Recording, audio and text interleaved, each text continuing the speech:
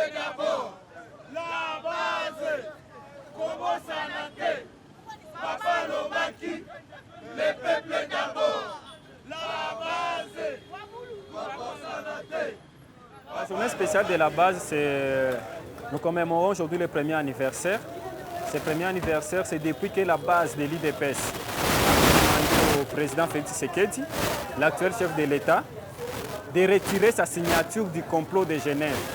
Cette journée du 12 novembre est pour les membres de l'IDPS ce que le 30 juin pour tous les Congolais. C'est que c'est grâce à cette journée qu'aujourd'hui Félix Tshisekedi est président de la République. Voilà pourquoi nous avions décidé de poser les actions autrement.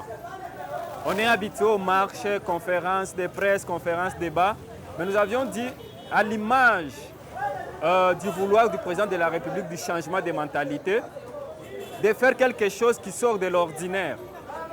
Et aussi en fonction de l'opération Kinbopeto, on ne peut pas dire seulement Kinshasa Bopeto pendant que Bukavu aussi sale.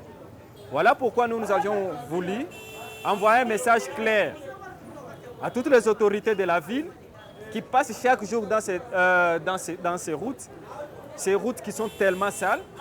Alors nous avions voulu leur montrer un message que, ensemble, si chacun de nous prenait conscience de la situation dans laquelle notre ville se trouve, de la situation dans laquelle nos routes se trouvent, en faisant un peu chaque jour, on peut l'améliorer et se trouver propre.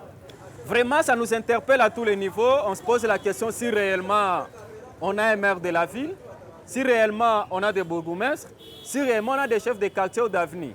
Parce qu'à voir comment les gens cohabitent avec les décès et les immondices, je me suis posé la question, réellement les autorités existent. Alors ça interpelle les autorités parce que le gouverneur actuel parle du gouverneur autrement, mais je pense que cette gouvernance autrement devrait commencer d'abord par ce changement de mentalité dont nous avions fait preuve aujourd'hui. Est-ce que devant les marchés de Nyawera, il y a des poubelles? On a constaté qu'il n'y a pas de poubelles. Alors pour incriminer trop la population, d'abord il faudrait commencer par se poser la question, est-ce que les autorités locales qui sont là, ils ont disposé des poubelles publiques pour la population et que cette population n'a pas mis les déchets dans les poubelles publiques pour les mettre sur les routes? Voilà les questions qu'on se pose. Il faudrait d'abord que l'autorité fasse son part du contrat pour qu'on soit aussi exigeant vers la population. Mais cela ne signifie pas pour dédouaner toute la population, parce qu'elle doit s'y prendre conscience.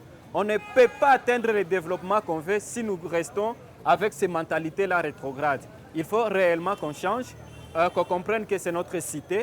Nous avions l'obligation de la rendre propre, parce que cette propriété, c'est pour toute la ville et c'est aussi une réputation pour toute la population qui vit dans la ville de Bukavu.